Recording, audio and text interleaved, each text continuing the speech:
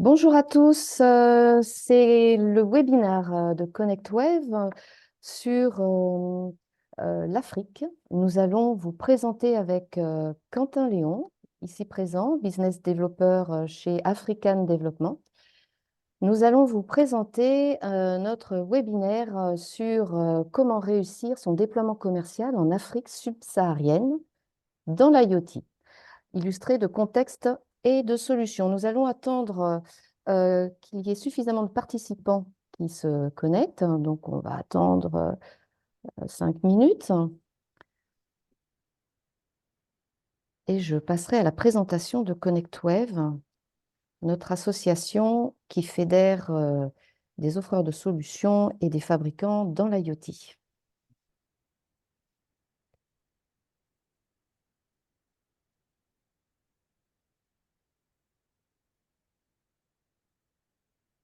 Alors, c'est un webinaire qui va se dérouler sur 5 minutes de présentation de ConnectWave. Je passerai la main à Quentin pour nous présenter euh, ses services autour de l'export subsaharienne. Et puis, vous aurez en fin de webinaire la possibilité de poser vos questions donc, en utilisant le chat qui se trouve dans votre barre en bas d'écran. Nous prendrons les questions les unes après les autres pour les poser à Quentin. Donc, un quart d'heure de questions. C'est un webinaire qui va durer à peu près 1 heure.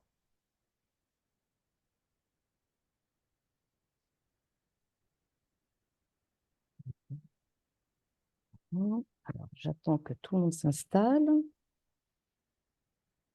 Nous commençons à avoir quelques participants. Nous vous remercions de nous avoir rejoints.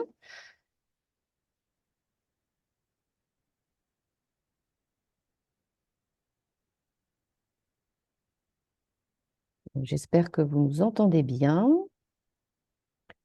que vos micros et vos écouteurs sont bien connectés, que vous voyez bien ConnectWave, ma présence en tant que Sophie Tron, présidente de ConnectWave cette année, et Quentin qui nous accompagne là ce matin pour présenter son sujet sur le développement commercial en Afrique.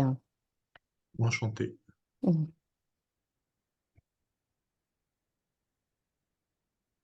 Je vous propose de commencer tout doucement avec une présentation de ConnectWave. Donc, comme je le disais, je suis présidente de ConnectWave, Sophie Tron, et je vais vous présenter l'association. Euh, Notre association ConnectWave. Voilà, est-ce que tout le monde voit mon écran? Mhm. Est-ce que Quentin, tu vois mon écran? Si tu vois mon écran, Ok. c'est que je peux commencer. C'est bon, je le vois. Alors, je vous remercie de participer à ce webinaire sur le thème de l'Afrique subsaharienne et son déploiement commercial, notamment sur l'IoT. Alors, l'Association des professionnels de l'IoT, c'est ConnectWave qui fédère des offreurs de solutions et des fabricants dans le domaine de l'Internet des objets et des technologies sans contact, notamment la RFID. Des entreprises qui sont très actives autour de la traçabilité et de l'identité digitale des objets connectés tout au long de leur cycle de vie.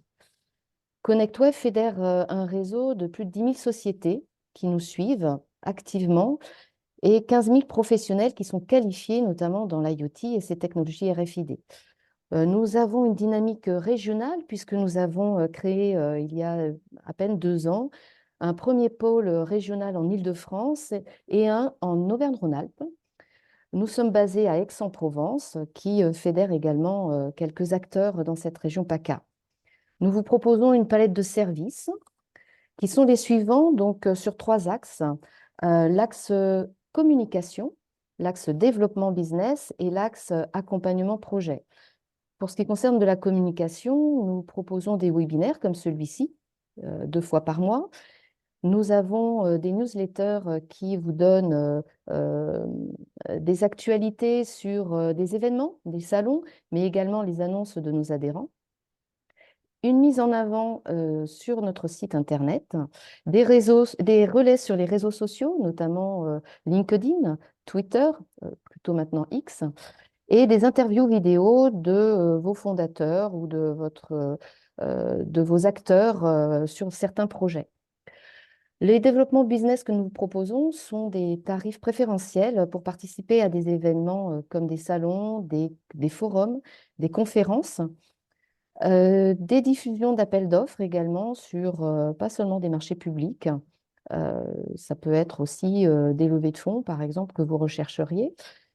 Et nous fédérons nos adhérents autour d'afterwork networking, donc des rencontres B2B qualifiées.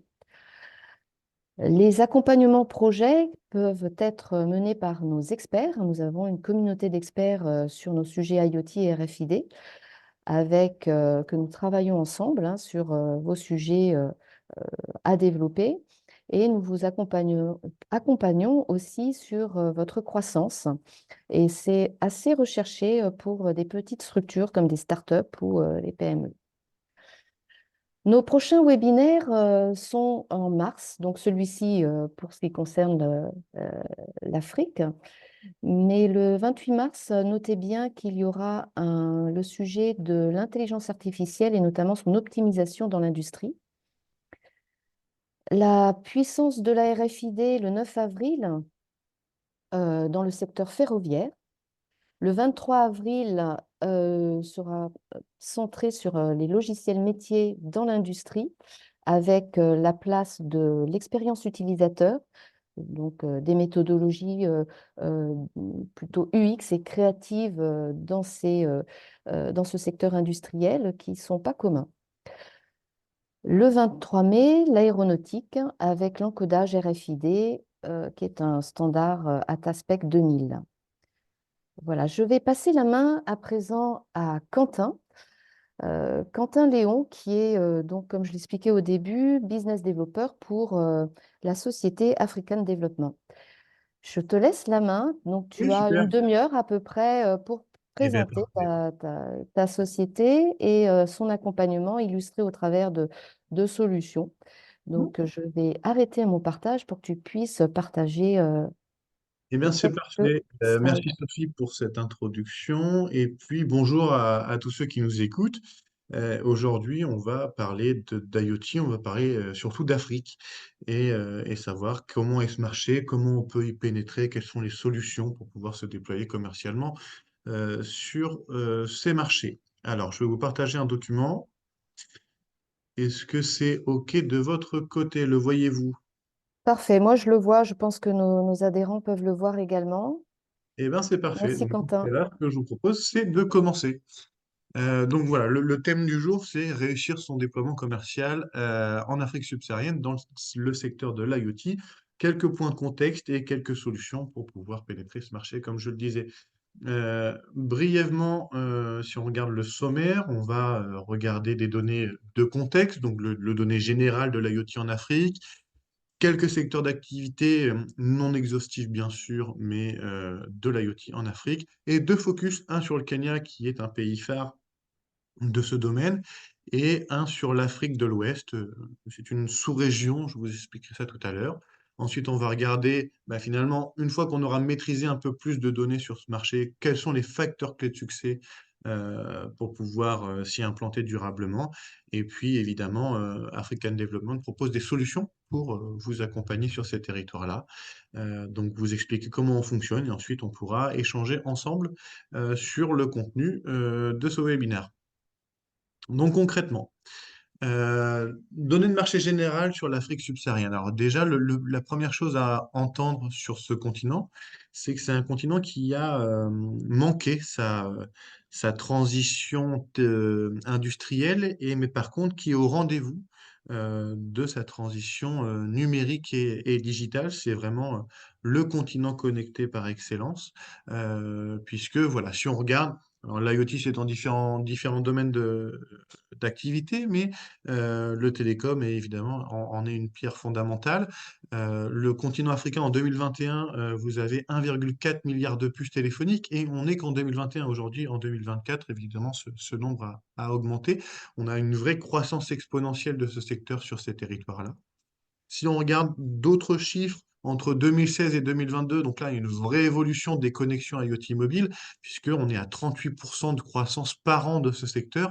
Donc, vous voyez que c'est vraiment, comme je le disais, exponentiel. En termes de revenus, on est dans les échanges de données, que ce soit dans les data ou autres. Je mets complètement de côté le SMS, mais on était à 56 milliards de dollars en 2021 contre seulement 6,4 en 2015. Donc vous voyez que c'est vraiment une croissance. C'est le moment d'y aller. C'est le moment de prendre sa place sur ces marchés. Qui dit technologie, dit développeur, codeur. Je pense que c'est aussi important de comprendre comment sont structurés sur place les différents pays dans ces domaines-là. Vous avez le leader, c'est l'Afrique du Sud, hein, avec 121 000 développeurs. Ensuite, on va retrouver l'Égypte, le Nigeria, autour des 90 000. Le Kenya, qui sera un point de focus de cette présentation. Et puis le Maroc et le Sénégal, qui en est aussi un autre. Alors, vous voyez que le chiffre est plus faible au Sénégal, mais il y a une volonté de l'augmenter et on va pouvoir présenter ça tout à l'heure. Si on regarde quelques secteurs d'activité, alors, encore une fois, ils vont pas être exhaustifs, ces secteurs d'activité, mais ce sont des activités, des secteurs phares dans lesquels on va retrouver différents éléments dans différents pays. On va retrouver de l'IoT dans l'agriculture, dans la microfinance, dans l'énergie. Évidemment, les smart cities, pour quelqu'un de néophyte comme moi dans ce domaine de l'IoT, on pense tout de suite aux smart cities.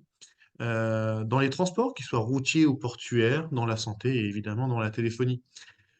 Pour vous citer quelques exemples comme ça, vous allez avoir sur le continent différentes versions de l'IoT. Prenons le Rwanda, qu'on appelle aussi le pays aux mille collines, c'est un pays très vallonné, et donc avec forcément des difficultés d'accès. Une société suisse a implanté, il y a de ça plusieurs années maintenant, un système de drone qui va délivrer les médicaments aux différents endroits du pays. Donc là, on est vraiment dans la connexion, on est dans le futur, hein, clairement. Et vous voyez que ça, c'est à l'échelle nationale. Donc on est vraiment sur des territoires qui sont porteurs. Euh, Au Kenya, on va regarder plutôt la régulation des flux. Je vais le développer juste après. Mais effectivement, le Kenya rencontre de vraies difficultés pour l'acheminement des marchandises à l'intérieur de ces infrastructures routières, ferroviaires, portuaires. Et l'État a lancé une campagne de modernisation via des systèmes d'IoT pour réguler ces systèmes. Donc, si vous avez des solutions à apporter à ce domaine-là, vous avez des marchés très importants à aller chercher. Je vous disais tout à l'heure, les smart cities, effectivement, pour quelqu'un IoT, objet connecté, maison connectée, ça va souvent ensemble. Ben voilà, l'Afrique de l'Est est vraiment et Maurice sont vraiment spécialisés dans ces domaines-là. Et donc, vous avez aussi de très beaux marchés à aller chercher dans ces domaines. Au Togo, on va parler plutôt de la logistique, des mines, des carrières, de l'industrie, où là aussi, on va insérer des systèmes IoT dans ces domaines-là.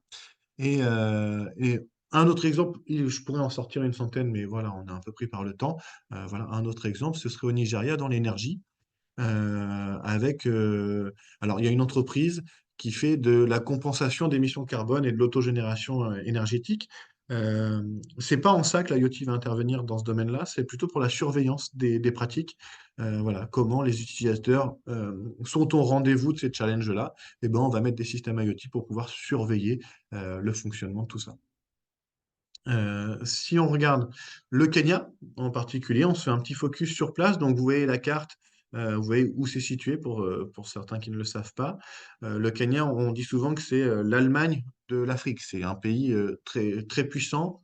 C'est un des pays locomotives et moteurs du continent, que ce soit par sa croissance ou par son rythme industriel. J'ai voulu mettre en avant trois sujets d'IoT sur le Kenya. Le premier, je vous en ai parlé préalablement avec le NTCA, le National Transport Safety Authority, qui travaille Encore aujourd'hui, hein, la solution n'est pas réglée, donc vous pouvez encore participer si vous avez des solutions à proposer sur ces domaines-là. Travaille sur des solutions pour fluidifier les axes routiers et portuaires. Pour vous donner un exemple très simple, la capitale du Kenya, c'est Nairobi. Elle n'est pas portuaire, cette capitale. Euh, le port d'entrée des marchandises, des conteneurs, c'est Mombasa. Et quand vous arrivez avec un conteneur à Mombasa et qui a pour destination Nairobi, vous avez plus de 20 jours pour que le conteneur arrive du point A au point B. C'est impossible d'avoir ces délais-là pour un acteur aussi puissant que ça sur le continent. Et c'est un vrai problème. Et là, on joue aussi, c'est vraiment le public, le gouvernement qui cherche des solutions pérennes, fiables, durables pour fluidifier avec des routes intelligentes, peut-être des véhicules équipés, réfléchir comment optimiser ça. Donc là, il y a vraiment des très gros marchés dans ces domaines-là et je pense que c'était important de mettre le doigt dessus. D'autres sujets qui aujourd'hui là existent et qui créent de la valeur sur le secteur de l'IoT, vous avez M-Kopa qui est un organisme de microcrédit qui, lui, a basé son système d'évaluation des risques sur de l'IoT. Donc, c'est-à-dire que grâce à l'IoT, il va pouvoir contrôler différents paramètres de son algorithme. Je ne rentre pas dans les détails, mais ça va lui permettre d'augmenter son taux de remboursement et qui aujourd'hui, son taux de remboursement, c'est le plus élevé du continent grâce à des systèmes IoT. Donc, si vous avez aussi des systèmes qui peuvent créer une sécurisation monétaire, là, vous avez vraiment tout un marché qui s'ouvre à vous. Et enfin, M-Pesa, on va rester aussi dans le monétaire, mais dans un autre aspect. Je ne sais pas si vous connaissez cette marque-là. Aujourd'hui, cette société commence à avoir un rayonnement international, puisque M-Pesa, c'est le premier acteur africain sur le marché du mobile money, donc tout ce qui va se payer hein, par téléphone ou autre. Euh, Aujourd'hui, c'était pas la volonté, hein. M-Pesa appartient à un groupe téléphonique, Vodacom, qui appartient à Vodafone. Aujourd'hui, c'est 40% des revenus rien que par le mobile money. Et donc ça, c'est effectivement une source importante. Ces leaders-là de ce marché-là veulent aussi devenir leaders, hein. Quand on est gros, on veut rester gros. Et ils se sont donnés pour vocation d'être les leaders dans l'IoT sur les prochaines années, notamment au Kenya. Donc, vous voyez que c'est vraiment, il y a une émulation de ce domaine IoT sur l'Afrique de l'Est, notamment le Kenya. On va retrouver cette même émulation sur l'Afrique de l'Ouest.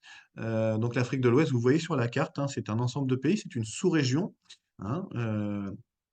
On va retrouver une quinzaine de pays sur ces territoires-là. J'ai fait le choix de citer trois exemples de déploiement IoT sur le Togo, sur le Sénégal et sur le Nigeria.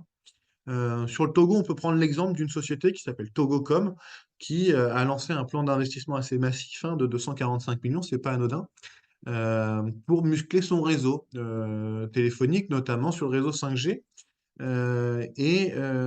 souhaite mettre en place déjà actuellement des solutions IoT sur le secteur de la logistique, comme je vous disais, portuaire au Kenya, mais aussi au Togo, il y a des solutions dans les mines, dans les transmissions et l'administration. On connaît l'administration française qui peut être un petit peu lente, l'administration africaine, et l'est bien plus. Et donc avoir des solutions de digitalisation, de connexion, c'est quelque chose d'assez porteur. Euh, Si on regarde le Sénégal, aujourd'hui, petit acteur, hein, on est sur 16 millions d'habitants, donc par rapport aux mastodontes de la tech, ils vont être un petit peu en dessous. Mais il y a vraiment une volonté actuelle, hein, ça existe déjà, c'est maintenant que ça se passe, puisque la ligne d'arrivée est en 2025. Euh, voilà, qui ont lancé le SN25, donc le plan Sénégal numérique 2025. Et c'est un plan à 1,7 milliard d'euros. Donc, vous voyez que c'est quand même massif. Leur objectif, c'est de se rapprocher des grands de la tech africaine et donc de prendre. Ils visent la quatrième place puisque le podium est intouchable. Donc, ils visent la quatrième place pour se placer sur ce marché des technologies émergentes. Donc, il n'y a pas que de l'IoT, hein, évidemment. Vous imaginez bien sur une enveloppe d'1,7 milliard, on ne peut pas avoir que de l'IoT, mais il y a une place certaine et belle à prendre sur l'IoT. Donc, je pense que c'est aussi un pays qui peut être intéressant euh, pour vous déployer. Enfin, troisième point, j'en ai parlé brièvement tout à l'heure, le Nigeria, la Team Power Stove, qui fait de l'énergie, qui autogénère de l'énergie, qui comment dire, encourage les compensations volontaires d'émissions carbone. Eux utilisent l'IoT dans la surveillance, l'IoT, le blockchain, pour faire de la surveillance des comportements des utilisateurs, pour voir si les utilisateurs mettent vraiment son rendez-vous des ambitions et des engagements qu'ils ont pris. Donc là aussi, c'est un secteur qui marche. Tout ça pour dire quoi? Tout ça pour dire que l'Afrique, c'est clairement le continent de demain. Le plus fort taux de croissance aujourd'hui, il est africain. Euh, L'Afrique, pays connecté, pays, je dirais. On fait souvent l'amalgame entre le pays et le continent, mais des pays connectés, continents connectés, avec déjà des entreprises qui performent dans ce domaine-là. Maintenant, il y a encore de la place pour beaucoup d'acteurs.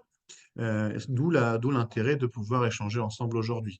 Maintenant, le marché, il existe, c'est clair, il est là. Maintenant, comment on fait pour pouvoir performer et le pénétrer, ce marché? Il y a quatre facteurs clés de succès.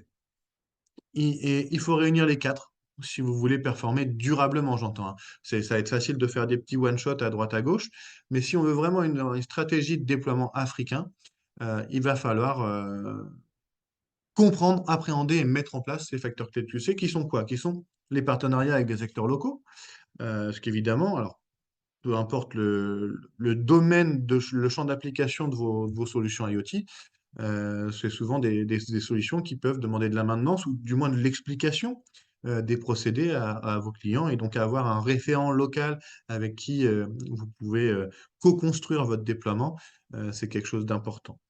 Mais ça ne fait pas tout, puisque imaginons que demain, vous mettez en place un partenaire fiable avec une entreprise locale de votre secteur, ça se passe bien, mais ce partenaire local, on ne peut pas maîtriser son avancée, à quelle vitesse il va vous mettre en avant, parce que c'est généralement des partenaires multicartes. Donc il vous faut une force de vente locale. Externalisée, internalisée, peu importe le domaine, mais il vous faut une force de vente locale qui va vous permettre d'alimenter votre partenaire et de vous trouver des projets annexes. Et de toute façon, euh, pourquoi elle va être clé, cette force de vente, puisque peut-être certains d'entre vous ont eu des expériences Afrique, c'est très facile de trouver de l'intérêt produit. C'est-à-dire que vous allez présenter vos solutions, ils vont dire c'est super, c'est génial, on va travailler ensemble. Mais entre le premier étonnement de vos solutions et le règlement de vos solutions, il y a vraiment un gap, et ce gap-là ne peut se réduire que par la relation, le relationnel et le contact humain local. Enfin, c'est pas parce que vous avez des partenaires de la force commerciale locale qu'il faut jamais y aller. C'est des visites terrain régulières qui vont vous permettre de performer dans la longueur, puisque peu importe votre activité, le meilleur commercial de vos systèmes, c'est vous. Et donc, il faut aussi comprendre que c'est une vraie co-construction et que de temps en temps, vous avez besoin d'aller à la rencontre de vos partenaires locaux. Enfin, tout ça, c'est très bien. Mais bon, une fois qu'on l'a dit, vous pouvez avoir tous les ingrédients. Ça fait pas forcément de vous un expert. Et donc, il y a des experts en déploiement commercial Afrique, comme African Development, qui se chargent de vous mettre en relation avec tous ces acteurs-là qui ont plusieurs années d'expérience. Donc, j'en profite pour me permettre de vous présenter African Development et comment African Development arrive à articuler ces différents facteurs clés de succès pour vous donner accès à ces marchés. African Development, c'est un réseau d'affaires. C'est une société qui a aujourd'hui à peu près 10 ans d'existence, mais ça fait 35 ans qu'on travaille sur ces pays d'Afrique subsaharienne, dans une vingtaine de pays, puisque notre fondateur, lui, a fait un doctorat en économie sur les économies des pays d'Afrique de l'Est. Et donc, de ce fait, voilà, c'est des pays qu'on va maîtriser, autant privés que publics, puisqu'au début de l'aventure d'African Development, on travaillait on était référent auprès de l'Union européenne ou du ministère des Affaires étrangères, ce qui peut être intéressant dans certains domaines. Je reviens sur l'idée du Kenya et de ses problématiques d'infrastructures routières. C'est des choses, on peut vous donner accès directement à des décideurs au niveau des ministères. Donc c'est ça aussi qui va être une force. Et nous, notre mission, elle est très simple, c'est d'accompagner les entreprises industrielles fabricantes, de toute façon fabricants, ayant un savoir-faire, de pousser la French Fab finalement en Afrique subsaharienne. Et comment on le fait? C'est en nous mettant en relation avec les grands acteurs locaux et en ayant une présence commerciale locale. Euh, Si on regarde concrètement où on travaille, donc vous avez évidemment la Team France qui va charger de faire le lien entre vous et le terrain. Et puis nous avons différentes implantations locales. Elles sont subsahariennes. Même si, si vous vous documentez sur le secteur de l'IoT en Afrique, vous allez voir que la Tunisie a une belle place dans ce domaine. Nous n'allons pas travailler à la Tunisie puisque le pourtour méditerranéen est un peu facile, plus facile, on va dire, d'accès pour des entreprises telles que vous. Ils n'ont pas forcément besoin d'accompagnement d'experts. Nous allons avoir un hub 6 qui se crée sur l'Afrique australe avec l'Afrique du Sud, la Zambie et le Mozambique. Mais voilà les zones importantes, les zones business. Dans ces zones-là, quel pays nous allons retrouver? Donc, on va retrouver 19 pays. Concrètement, hein, il y a 19 pays dans cette zone-là. Vous avez l'Afrique de l'Ouest, l'Afrique centrale, l'Afrique de l'Est et l'Afrique australe avec l'océan Indien. Si on regarde un petit peu ces pays-là, qu'est-ce qui va ressortir? Donc sur l'Afrique de l'Ouest, vous avez le Sénégal qui est un fort pays. J'en parlais tout à l'heure avec le plan SN 2025, SN25 qui veut vraiment développer le secteur des technologies émergentes. Donc il y a un vrai marché dans l'IoT à faire. Il faut savoir que la Côte d'Ivoire, alors n'a pas forcément le même programme pour mettre en avant ces technologies émergentes, mais a clairement un intérêt, puisque en termes de puissance commerciale, de puissance marché, la Côte d'Ivoire, c'est 2 fois et demi le Sénégal. Donc, vous voyez que c'est intéressant. Le Togo, on en a parlé avec Togo comme tout à l'heure, donc vous voyez qu'il y a déjà des choses de mise en place. Togo-Bénin, 2 pays frères, donc intéressant d'y aller. Vous avez le Ghana, qui est le seul pays anglophone de la zone, et qui, comme tout pays anglophone, est plutôt dans la digitalisation. Euh, Vous avez l'Afrique centrale à retenir. Comme ça, vous avez le Cameroun, le Gabon, le Congo et le Nigeria. Alors, les Congos, hein, puisqu'il y a 2 Congos, le Congo-Brazzaville, le Congo de Kinshasa, nous sommes présents sur les deux, et le Nigeria. Dans ces 5 pays-là, ceux à retenir dans le secteur de l'IoT, ça va être vraiment le Gabon et le Nigeria. Le Nigeria, puisqu'ils font partie du top 3 des pays les plus porteurs dans cette technologie. Et le Gabon, qui est un petit pays, mais avec un très haut pouvoir d'achat. Et donc, tout ce qui va être digitalisation, connexion, euh, va les intéresser au plus haut point. Et surtout, vont avoir les moyens d'acquérir les solutions. On va regarder l'Afrique de l'Est. L'Afrique de l'Est, c'est surtout 2 pays que j'ai cités tout à l'heure déjà, hein. Le Kenya, qui est pour moi le pays phare de l'Afrique dans ces domaines-là, comme je citais plusieurs exemples. L'Ouganda, la Tanzanie, qui là vont être plutôt, on va dire, traditionnels et on va pas forcément être sur les meilleures zones. Et vous avez le Rwanda, je vous en ai parlé tout à l'heure, avec les drones euh, qui distribuent la médecine, hein. Et puis, vous avez l'Afrique australe et l'océan Indien. Alors, vous avez l'île Maurice, les Smart Cities, définitivement. Madagascar pourrait être intéressant si vous avez des solutions par rapport aux mines et aux carrières. L'Afrique du Sud, c'est le leader, donc clairement, c'est un marché intéressant. Les Comores, peut-être moins, La Réunion étant un département français. Vous connaissez tout autant que moi le déploiement de vos solutions sur ces territoires-là. On peut faire un point peut-être sur l'équipe commerciale d'African Development. Donc, au finish, sur tous ces territoires-là, vous avez 26 commerciaux qui vont être répartis sur différents pays. Et vous avez une équipe France de 11 personnes qui va, comme je vous le disais tout à l'heure, faire le lien entre vous et le terrain, hein, et qui vont aussi, c'est eux qui vont se faire former chez vous à comment mettre vos produits en avant, comment maximiser la performance commerciale. L'idée, c'est qu'on ne va pas réinventer la roue. Vous êtes toutes des structures assises et donc vous avez déjà une façon de faire du commerce. Nous, on va essayer de comprendre quelle est votre façon, comment vous mettez en avant vos solutions et évidemment en intégrant la mentalité d'affaires africaine sur ces solutions-là pour que vous soyez le plus performant possible. Euh, Comment ça marche? Clairement, donc si on regarde les prestations, nous avons 3 gros pôles. Mais je vais surtout vous en parler de 2 aujourd'hui. L'accompagnement commercial, l'ingénierie financière. Comment ça se passe? Demain, suite à cet échange-là, vous vous dites, bah, ça me paraît intéressant. On peut co-construire un déploiement sur, je sais pas moi, le Kenya, par exemple. OK, prenons le Kenya. Donc, comment ça va se passer? Vous allez avoir un commercial kényan, puisqu'en fait, dans tous les pays que je vous ai cités avant, vous avez des commerciaux résidents avec des structures juridiques dédiées. Donc, vous avez un commercial kényan qui va porter votre carte, qui va suivre le cahier des charges qu'on aura préalablement construit ensemble. Ça va être trouver un distributeur, trouver des clients directs, se spécialiser tel ou tel domaine. Ça, de toute manière, c'est une étude personnalisée qu'il faudra faire ensuite. Une fois que c'est fait, il va shortlister les différents partenaires possibles, qu'ils soient clients ou partenaires. Et vous aurez le rôle d'arbitre. On va vous donner toutes les 2 semaines, tous les mois, de l'information venant du terrain, vous disant, voilà, telle entreprise pourrait être intéressante pour vous, qu'en pensez-vous? Voilà. Vraiment, c'est de la co-construction, c'est ça qu'il faut retenir. Et on va avancer dans les différentes étapes d'identification jusqu'à arriver au stade du contrat, là où vous allez faire des affaires, soit en direct, soit créer un partenariat. Et à ce moment-là, on vous demandera de monter dans l'avion pour voilà, aller donner les dernières explications, rencontrer vos partenaires voilà, potentiels. Et puis l'objectif, c'est quand vous remontez dans l'avion, bah, dans vos valises, vous prenez avec vous des contrats. C'est vraiment ça le modèle. Donc vous voyez African Development comme une force de vente externalisée qui vous permet d'accéder au marché. Évidemment, nous ne sommes pas des agents, nous fonctionnons au forfait.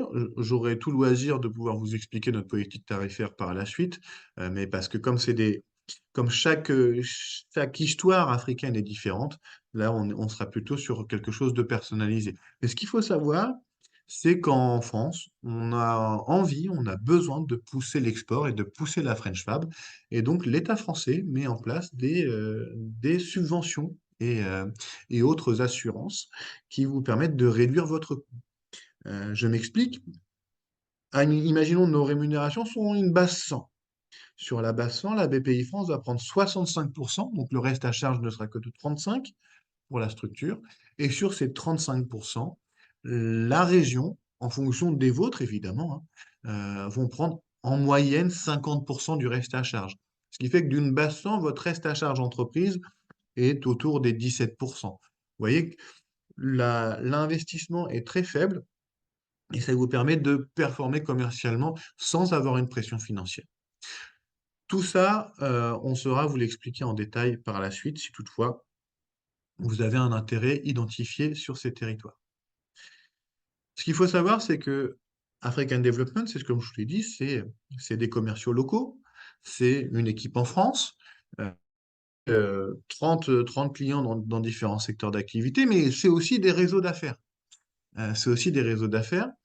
Nous avons le nôtre en interne qui s'appelle l'African Development Network, le réseau ADN, et nous sommes membres du SCIAN. Je ne sais pas si vous connaissez ce réseau-là. Le SCIAN, c'est le Conseil des Français, le Conseil français des investisseurs en Afrique. C'est un réseau fermé. Ce qu'il faut savoir, c'est le réseau des entreprises du CAC 40, en fait, hein, des très grosses entreprises qui s'intéressent à ces marchés-là. Et on est le seul fournisseur de services à intégrer le SCIAN. Donc, partir avec African Development, c'est aussi être au contact de ces mastodontes de la tech. Donc, c'est aussi un bien intéressant pour vous. Et je parle de notre réseau ADN. Notre réseau ADN, c'est quoi? C'est un réseau d'expatriés, puisque vous avez beaucoup de Français, d'Européens qui sont expatriés sur les différents territoires africains et qui ont pour mission de diriger commercialement ou dans la direction générale, de gérer de grandes entreprises locales et de par leurs réseaux informels locaux, que ce soit sportifs, culturels ou autres, vont avoir accès à une classe dirigeante un peu intouchable. Je vous donne un exemple comme ça qui me vient. Vous avez le responsable ADN de la Côte d'Ivoire, fait du golf avec le ministre de l'eau. Et donc, on avait un client qui était dans l'eau, et ben, il a pu performer commercialement grâce à ce réseau informel. Donc voilà, c'est des choses qu'on peut faire. Euh, Grosso modo, voilà ce qu'on peut dire aujourd'hui du secteur de l'IoT en Afrique, de comment s'y attaquer et comment African Development peut vous accompagner dans ce domaine. Voilà, donc ce que je vous propose, c'est qu'on puisse échanger sur ce sujet par un flot de questions-réponses. Je vous donne la main, Sophie. Très bien, merci beaucoup. On va rester sur cette slide peut-être pour que les participants puissent noter vos coordonnées. Pardon, écoutez, Voilà, je vous le dis tout de suite. représenter, voilà. Et ça va laisser le temps aux participants de poser leurs questions. Donc, je rappelle le petit chat, la petite bulle qui vous permet de poser vos questions par écrit et je vais les reprendre à l'oral pour que tout le monde puisse bien les entendre. Je vous laisse un petit temps pour les formuler. Merci beaucoup. Alors, c'est vraiment une très belle présentation à peu pas très loin de 20 pays subsahariens avec de très belles opportunités d'affaires dans l'IoT. Et le fait de les accompagner, d'accompagner vos projets grâce à African Development, c'est réussir son exportation et son implantation locale pour vos solutions. Donc, je pense que vous avez bien compris cet enjeu qui est de mettre toutes les chances de votre côté pour démarrer cette implantation. Euh, Nous n'avons pas de questions pour l'instant, mais ce que je vous propose, c'est une première question qui serait, si vous deviez ne choisir qu'un seul pays d'implantation, justement, lequel serait-il et pourquoi? Bien sûr. Alors, effectivement, la question fait sens puisque vous voyez que des opportunités de déploiement sont multiples et puis c'est jamais évident de savoir par quel bout le prendre, par où commencer. Si on devait retenir qu'un seul pays, ce serait le Kenya, comme présenté précédemment, puisque le Kenya, vous êtes sur un des plus gros marchés d'Afrique subsaharienne avec l'Afrique du Sud, hein, ils se partagent souvent la première place. Euh, Vous avez aujourd'hui beaucoup d'entreprises dans ce secteur-là. Vous avez des réelles problématiques et c'est un pays très puissant. Et donc, en termes de sécurisation de votre performance, eh ben, vous êtes assez assis. Donc, pour moi, si on devait en retenir qu'un seul, ce serait le Kenya. Eh bien, merci Quentin. J'aurais une autre question pour vous. Vous avez évoqué au cours de votre présentation des systèmes de financement nationaux et régionaux. Oui, Comment se passerait la mise en œuvre opérationnelle de ces solutions? oui, bien Pense sûr. localement, oui. Non, non, bien sûr, effectivement, parce que ces subventions sont souvent la clé d'un déploiement, puisque bah, pour des entreprises qui vont peut-être être en croissance ou en développement, bah, c'est jamais évident de payer un expert comme ça mensuellement. Donc, c'est généralement la clé du succès, si c'est les subventions. Mais maintenant, on n'est pas tous experts dans ce domaine. Nous, African Development, nous le sommes. Donc c'est vraiment ça l'idée. C'est-à-dire que comment ça se passe? Je parle surtout de la BPI puisque les aides régionales, en fonction des régions dans lesquelles vous êtes, les modèles sont différents, mais la BPI étant nationale, on peut le mettre en avant, et elle prend 65% du coût à charge. Donc pour le coup, c'est vraiment la subvention la plus intéressante. C'est très simple. Vous avez toujours un référent régional de la BPI, que vous pouvez trouver ses contacts sur le site de la BPI, c'est très facile. Vous l'appelez, vous lui dites que vous cherchez à vous développer à l'export et que vous voulez savoir si vous êtes éligible ou pas. Vous allez avoir votre référent régional qui va se déplacer chez vous. Il va vous poser une suite de petites questions pour savoir si vous êtes éligible. Et si vous l'êtes, ils vont vous donner un document sous forme d'un Excel qu'il faudra remplir. Et c'est là que le jeu commence, puisque bah, il faut répondre les bonnes informations dans les bonnes cases.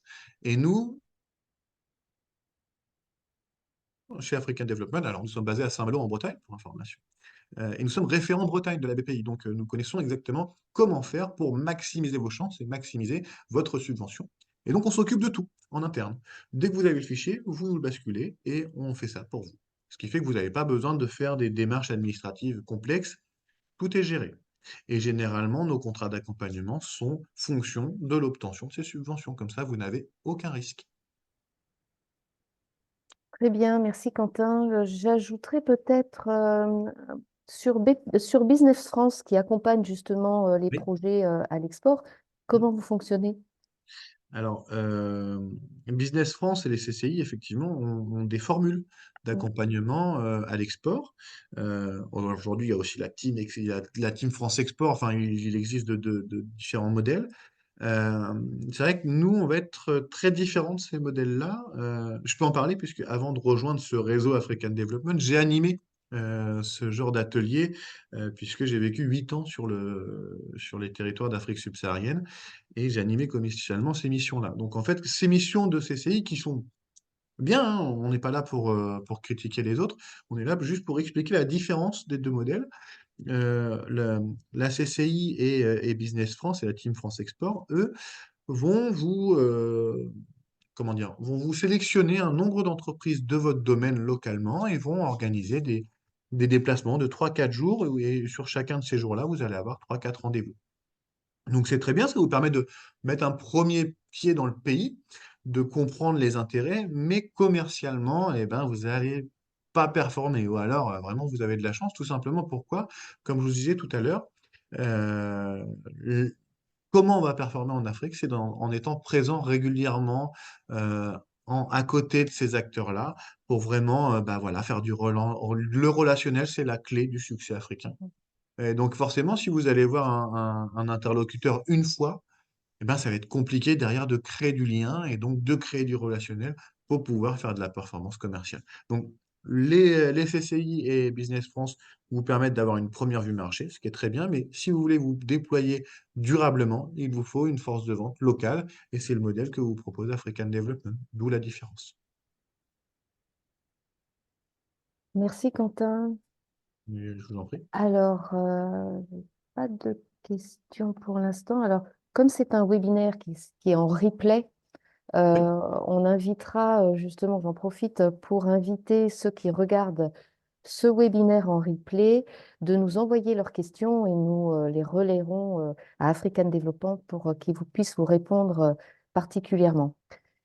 Avec Euh, grand une autre question euh, sur les coûts et les mutualisations de l'impact. Alors, afin d'optimiser les coûts et de mutualiser l'impact de nos adhérents ConnectWave sur ces marchés d'Afrique, serait-il possible de créer un partenariat commun avec plusieurs de nos adhérents?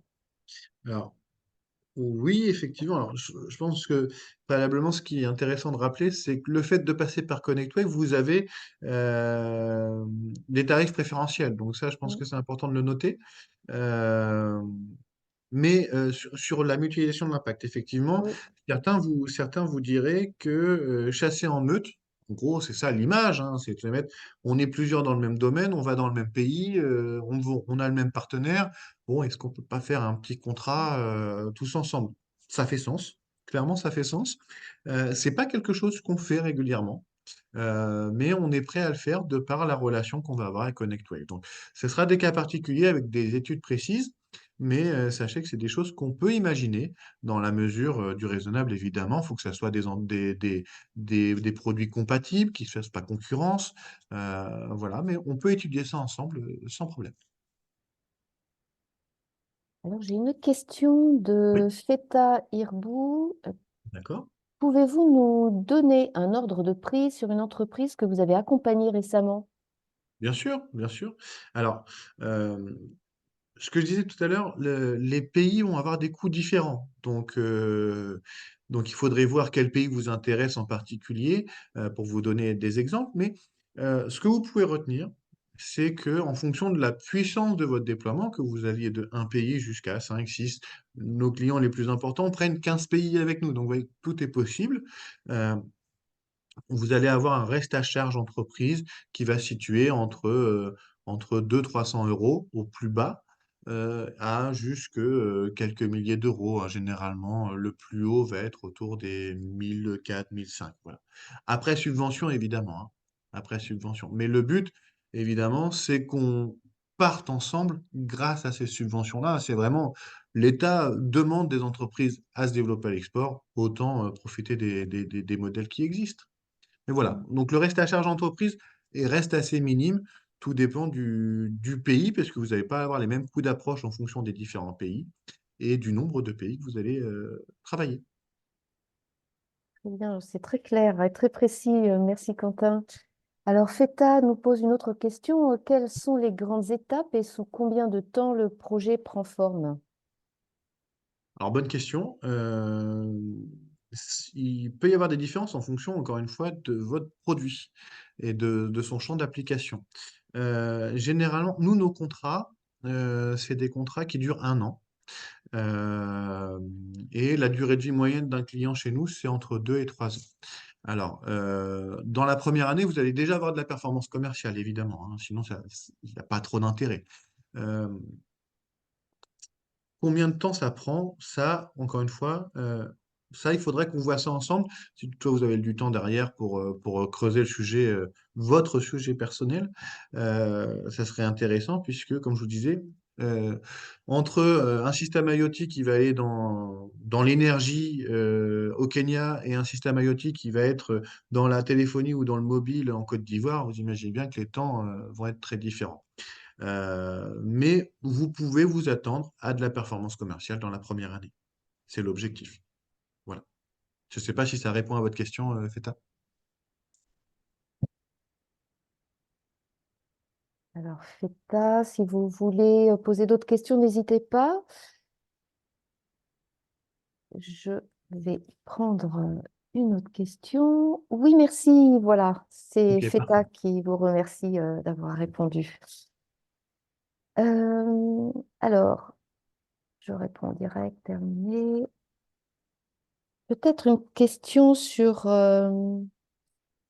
les modèles d'accompagnement commerciaux. Oui, alors, Je vais peut-être la formuler. Donc, il existe des modèles d'accompagnement commerciaux en Afrique, hein, fournis par les CCI et Business France, c'est ce que vous disiez tout à l'heure. tout à fait. Et peut-être que vous pourriez développer un tout petit peu sur la valeur ajoutée d'African Development. Bon, vous l'avez déjà fait, mais peut-être si vous aviez des choses à rajouter. Oui, d'accord. Eh ben alors, comme je le disais tout à l'heure, connaître les marchés, connaître les acteurs locaux, c'est important. Ça, c'est sûr. Et les modèles étatiques vous le permettent. Donc ça, c'est super. Maintenant, entre avoir une connaissance de ces marchés et performer commercialement, il y a un vrai gap. Il y a un vrai gap. Donc, nous, à African Development, le vrai intérêt, alors, vous avez vu peut-être tout à l'heure dans la présentation, je vous parlais d'études que je n'ai pas mis en avant. Je l'ai fait exprès, puisque les études, on le faisait préalablement. Les études, c'est ce qu'on va, en gros, avoir étatiquement avec Business France et autres. C'est des études de marché. Nous, on va faire de l'accompagnement commercial. Donc, c'est vraiment vous mettre en position de tir. L'idée est très simple. Vous avez le produit, on a le marché, on va faire rencontrer les deux. C'est exactement ça. Et dans la durée. Aujourd'hui, si votre politique, c'est de dire, je vais faire un one-shot sur le continent, je vais prendre quelques affaires et ça sera très bien, vous ne marcherez pas. Vous ne marcherez pas. Aujourd'hui, ce qu'on veut, ce que les entreprises africaines veulent, c'est de la durabilité, du partenariat pérenne et de la co-construction. Vraiment, les mots-clés à retenir, c'est l'efficience commerciale africaine, c'est présence locale, co-construction euh, et, comment dire, et présence terrain. C'est vraiment ça qui va faire les choses. Et donc, bah voilà, des petits one-shot ne vous garantiront pas un retour. Par contre, avoir un commercial dédié, et surtout, il ne faut pas oublier, l'Afrique subsaharienne, c'est plus d'une vingtaine de pays, hein. Et donc, ben, un commercial sénégalais va avoir un meilleur impact sur son pays parce que c'est des cultures différentes, hein. Prenons un Sénégalais qui ferait du commerce en Cameroun, ce ne sera pas performant. Euh, il- Parce que les pays ont chacun une culture, chacun a une façon de faire des affaires. Et donc c'est pour ça que euh, avoir des gens locaux de qualité. Alors aussi, ce qui peut être difficile, j'en profite de cette question pour en parler, c'est d'avoir confiance en notre interlocuteur local, puisque la temporalité d'affaires africaine et européenne est très différente. Et donc, ce qu'il faut entendre, c'est que tous nos commerciaux sont des commerciaux de profil supérieur. C'est des gens qui ont fait des études, bac+3, bac+5, mais qui ont soit fait des études en France, soit travaillé pour des firmes internationales et qui comprennent la mentalité d'affaires européen. Et ça, c'est très important parce que demain, vous pouvez très bien trouver des agents, puisque en accompagnement commercial, vous allez trouver des structures assises telles que la nôtre, et puis vous pourrez trouver des agents commerciaux. Mais vous n'aurez aucun contrôle sur eux. Et c'est ça qui va être intéressant dans notre modèle, c'est que vous avez vraiment le contrôle avec des gens de qualité. Et c'est vraiment ça notre valeur ajoutée, c'est la qualité de nos commerciaux locaux. On peut dire Très ça comme ça. bien.